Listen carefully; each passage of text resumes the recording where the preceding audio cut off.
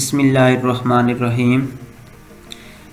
आज का हमारा जो टॉपिक है ब्रांचेस ऑफ बायोलॉजी। इससे पहले हमने टॉपिक डिस्कस किया था इंट्रोडक्शन ऑफ बायोलॉजी, जिसमें हमने बायोलॉजी को डिफ़ाइन किया था और उसके बाद लिविंग थिंग या लाइफ के बारे में हमने डिस्कस किया था। तो आज हमारा जो टॉपिक है ब्रांचेस ऑफ बायोलॉजी। बायोलॉजी एक वसी सब्जेक्ट है। इसको प्रॉपरली अंडरस्टैंड करने के लिए जो बायोलॉजिस्ट थे उन्होंने इसको डिफरेंट ब्रांचेस में डिवाइड किया। तो अर्लियर हिस्ट्री की अगर हम बात करते हैं तो बायोलॉजी को दो मेजर ग्रुप्स में डिवाइड किया गया। पहले नंबर पे बॉटनी एंड सेकंड नंबर पे ज़ूलॉजी।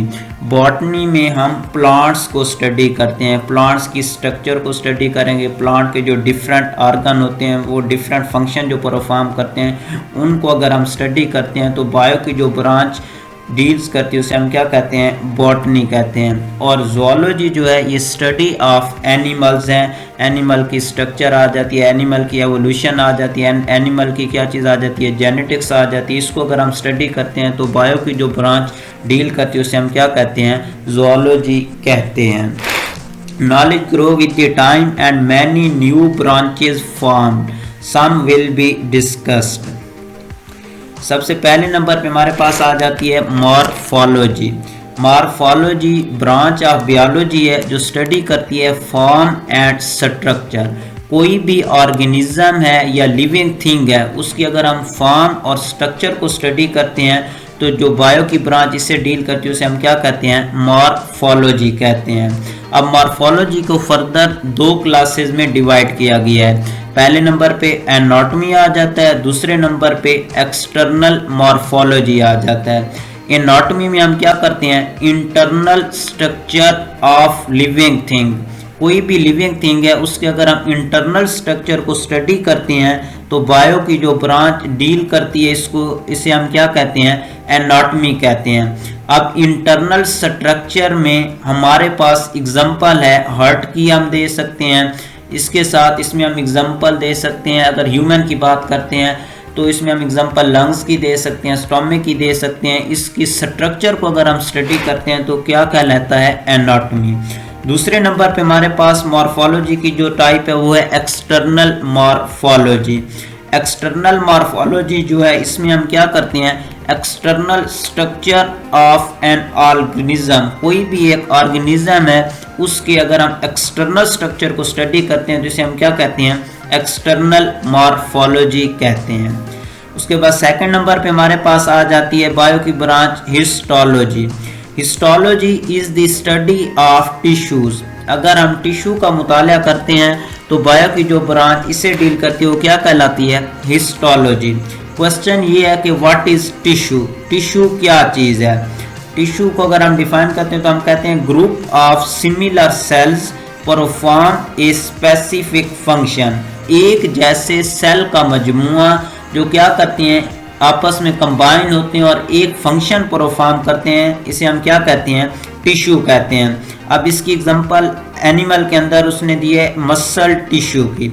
अब मसल टिश्यू का क्या काम है, contract and relax.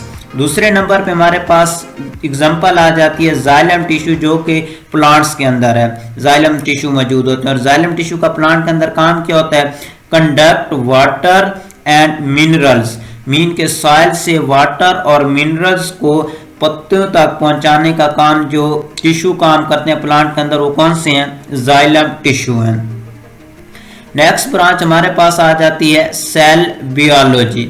Cell biology में हम किस चीज़ को स्टडी करते हैं, study of structures and function of cell.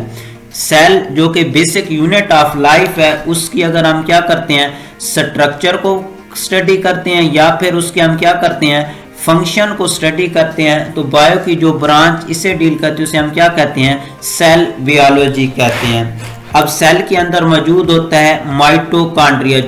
अब माइटोकॉन्ड्रिया काम क्या करता है, power house of cell. Cell को क्या चीज़ प्रोवाइड करता है, एनर्जी प्रोवाइड करता है। तो बायो की जो ब्रांच माइटोकॉन्ड्रिया के बारे में हमें बताती है उसे हम क्या कहते हैं, सेल बायोलॉजी कहते हैं।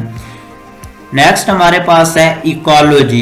इकोलॉजी क्या है, study of interaction between organism and their environment. कोई एक लिविंग ऑर्गेनिज्म है उसका अपने इन्वायरमेंट के साथ क्या ताल्लुक है, इसे हम क्या कहते हैं, इकोलॉजी कहते हैं। अब इन्वायरमेंट में हमारे पास लिविंग थिंग भी आ जाती हैं, नॉन लिविंग थिंग भी आ जाती हैं। लिविंग थिंग में जिस तरह एक लिविंग थिंग है उसके साथ अदर जो लिविंग थिंग है वो इसका क्या है, लिविंग पार्ट है। नॉन लिविंग पार्ट में एयर आ जाती है, वाटर आ जाती है, इसके अलावा सॉइल आ जाता है, तो ये उसके क्या है, नॉन लिविंग कंपोनेंट है। नेक्स्ट ब्रांच है embryology. Embryology developmental changes from zygote to embryo. Embryology में बेसिकली हम क्या करते हैं, स्टडी करते हैं developmental changes from zygote to embryo. अब जाइगोट क्या चीज है, जब स्पर्म और एग आपस में कंबाइन होते हैं तो जाइगोट बनता है। जाइगोट से एम्ब्रियो फॉर्मेशन तक जो चेंजेस होती हैं उसको अगर हम स्टडी करते हैं तो वो क्या कहलाता है, एम्ब्रियोलॉजी। जाइगोट से एम्ब्रियो तक जो डिफरेंट चेंजेस होती हैं, इसमें हमारे पास क्लीवेज आ जाता है, गेस्ट्रूला आ जाता है, मैरूला आ जाता है, उसके बाद जर्म लेयर फॉर्मेशन आ जाती है, ऑर्गेनोजेनेसिस आ जाता है। इसको अगर हम स्टडी करते हैं तो ये क्या कहलाती है, ये बायो की जो ब्रांच इस चीज के बारे में बताती है वो क्या कहलाती है, एम्ब्रियोलॉजी।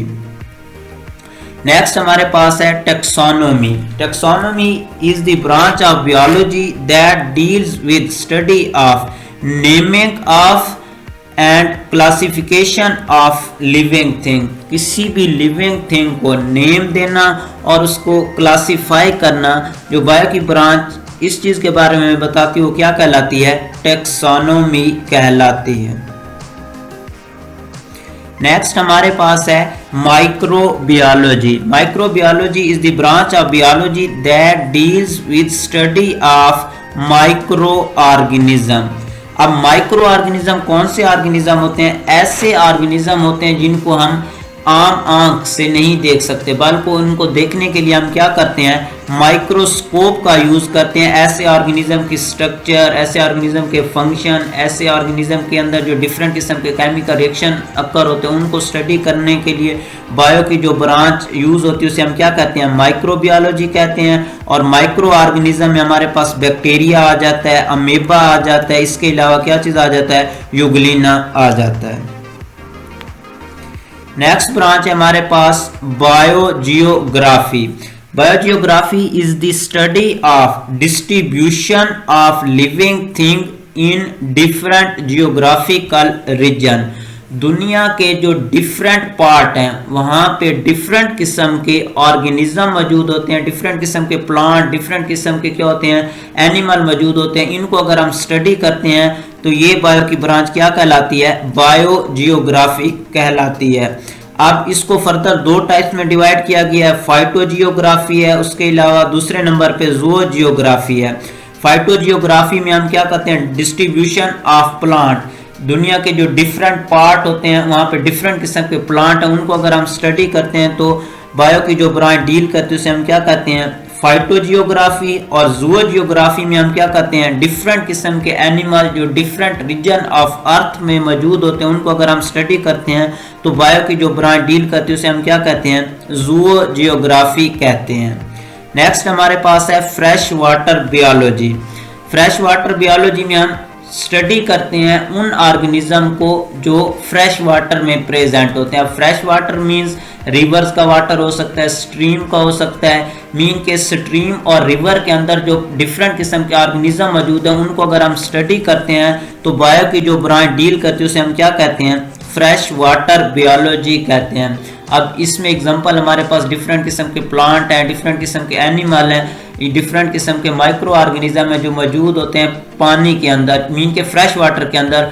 फ्रेश वाटर के अंदर जो डिफरेंट किस्म के ऑर्गेनिज्म होते हैं उनके हम स्ट्रक्चर को, उनकी कंपोजिशन को, लाइफ साइकिल वगैरह को स्टडी करते हैं तो बायो की जो ब्रांच डील करते हैं उसे हम क्या कहते हैं, फ्रेश वाटर बायोलॉजी कहते हैं। नेक्स्ट हमारे पास आ जाता है मैराइन बायोलॉजी। मैराइन बायोलॉजी में हम स्टडी ऑफ लाइफ या लिविंग थिंग्स, उन ऑर्गेनिज्म को स्टडी करते हैं जो कहाँ पे मौजूद होते हैं, सी के अंदर मौजूद होते हैं या फिर ओशंस के अंदर मौजूद होते हैं। तो बायो की जो ब्रांच ऐसे ऑर्गेनिज्म को स्टडी करती है जो समुंदर में या फिर क्या होता है ओशन के अंदर मौजूद होते हैं, उन्हें हम क्या कहते हैं, मैराइन वाटर बायोलॉजी कहते हैं।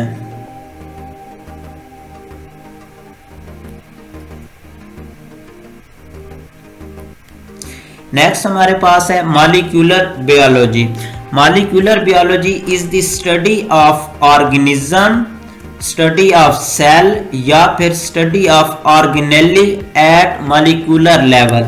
अगर मॉलिक्यूलर लेवल पे हम किसी ऑर्गेनिज्म को, सेल को या फिर ऑर्गेनेली को स्टडी करते हैं तो क्या कहलाती है बायो की ये ब्रांच? मॉलिक्यूलर बायोलॉजी कहलाती है। मॉलिक्यूलर बायोलॉजी में हम बेसिकली लार्जर मॉलिक्यूल को स्टडी करते हैं, जिस तरह प्रोटीन हो जाता है, डीएनए आ जाता है। नेक्स्ट है हमारे पास evolution. Evolution is the study of ancestral history.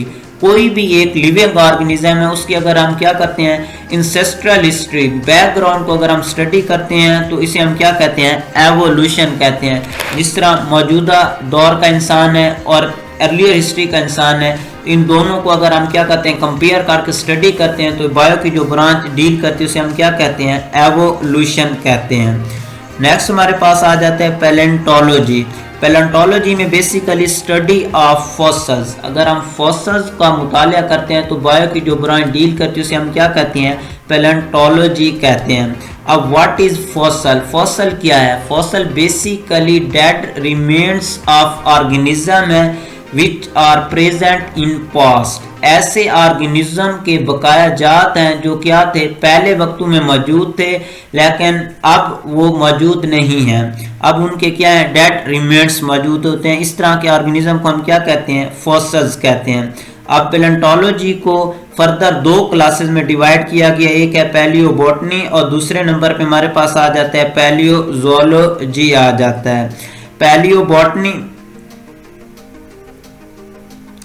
अगर हम डेड रिमेन्स ऑफ प्लांट्स को स्टडी करते हैं तो ये क्या कहलाता है? पैलियोबॉटनी। और अगर हम डेड रिमेन्स ऑफ एनिमल्स को स्टडी करते हैं या फॉसल्स ऑफ एनिमल को स्टडी करते हैं तो ये क्या कहलाता है? पैलियोजोलॉजी कहलाता है। नेक्स्ट हमारे पास है पैरासाइटोलॉजी, स्टडी ऑफ पैरासाइट्स। अगर हम क्या करते हैं? पैरासाइट्स को स्टडी करते हैं तो बायो की जो ब्रांच डील करती है उसे हम क्या कहते हैं? पैरासाइटोलॉजी कहते हैं। अब पैरासाइट्स क्या है? पैरासाइट्स ऐसे ऑर्गेनिज्म को कहते हैं जो किसी दूसरे लिविंग ऑर्गेनिज्म के ऊपर लिव करता है, उससे क्या करता है? फूड हासिल करता है और उसके लिए हार्मफुल होता है। ऐसे ऑर्गेनिज्म को हम क्या कहते हैं? पैरासाइट्स कहते हैं। और पैरासाइट की स्टडी क्या कहलाता है? पैरासाइटोलॉजी कहलाता है। अब पैरासाइटोलॉजी में हम कोई भी ऑर्गेनिज्म है उसकी क्या करेंगे? स्ट्रक्चर को स्टडी करेंगे, उसके मोड ऑफ ट्रांसमिशन को स्टडी करेंगे। मोड ऑफ ट्रांसमिशन मींस कि एक ऑर्गेनिज्म से दूसरे ऑर्गेनिज्म में वो किस तरह क्या होता है? ट्रांसफर होता है। उसके बाद उसकी लाइफ हिस्ट्री को स्टडी करेंगे और होस्ट को कि कौन से ऑर्गेनिज्म के ऊपर वो जाके क्या करता है? लिव करता है और जिससे वो क्या करता है? फूड भी हासिल करता है, उसके लिए हार्मफुल भी होता है। नेक्स्ट हमारे पास बायो की जो ब्रांच है उसे हम कहते हैं physiology. Physiology is the study of function of different part of living body. कोई भी लिविंग बॉडी है उसके जो डिफरेंट पार्ट है वो क्या करते हैं? जो फंक्शन परफॉर्म करते हैं। इसको अगर हम स्टडी करते हैं तो जो बायो की ब्रांच डील करती है उसे हम क्या कहते हैं? फिजियोलॉजी कहते हैं। अब जिस तरह हमारा डाइजेस्टिव सिस्टम है, इसको अगर हमने स्टडी करना है तो फिजियोलॉजी में करेंगे। सर्कुलेटरी सिस्टम है तो इसको हम क्या करेंगे? फिजियोलॉजी में स्टडी करेंगे। अब यहाँ पे हमारे पास एग्जांपल है स्टोमक, जिसका रोल किस चीज़ के अंदर है? डाइजेशन के अंदर है। अगर स्टोमक को हम स्टडी करते हैं फंक्शन के लिहाज से तो बायो की जो ब्रांच डील करेगी उसे हम क्या कहते हैं? फिजियोलॉजी कहते हैं। नेक्स्ट है हमारे पास human biology, study of human. इंसान के बारे में मुतालिया क्या कहलाता है? ह्यूमन बायोलॉजी कहलाता है। अब ह्यूमन बायोलॉजी में हम ह्यूमन के स्ट्रक्चर के बारे में स्टडी करेंगे, उसके फिजिकल स्ट्रक्चर कौन से हैं, उसके केमिकल करैक्टरिस्टिक कौन से हैं। उसके अलावा फंक्शन की बात करते हैं कि इंसान के स्ट्रक्चर के अंदर डिफरेंट किस्म के जो पार्ट हैं डिफरेंट फंक्शन परफॉर्म करते हैं, उसको स्टडी करेंगे। हिस्टोलॉजी, उसके बाद एनाटॉमी के बारे में हम स्टडी करेंगे। जेनेटिक्स के बारे में, एवोल्यूशन और मॉर्फोलॉजी के बारे में क्या करते हैं? स्टडी करते हैं इन ह्यूमन बायोलॉजी। लास्ट पे हमारे पास आ जाता है जेनेटिक्स। जेनेटिक्स में हम बेसिकली किस चीज़ को स्टडी करते हैं? हेरिडिटी को स्टडी करते हैं। अब what is heredity? Heredity basically transfer of character from parents to offspring. अपने लास्ट लेक्चर में हमने पढ़ा था कि जो कैरेक्टर होते हैं जो ट्रांसफर होते हैं फ्रॉम पेरेंट्स टू ऑफस्प्रिंग, तो डीएनए के थ्रू होते हैं। डीएनए के अंदर क्या चीज मौजूद होते हैं? जीन्स। तो जीन्स जो होता है बेसिक क्या होता है? हेरिडिटी मटेरियल है जो क्या करता है? ट्रांसफर करता है कैरेक्टर्स को। तो जेनेटिक्स में हम क्या करते हैं? बेसिकली जीन्स के बारे में पढ़ते हैं या फिर डीएनए आरएनए के बारे में हम क्या करते हैं? स्टडी करते हैं। This is all about branches of biology. Thank you.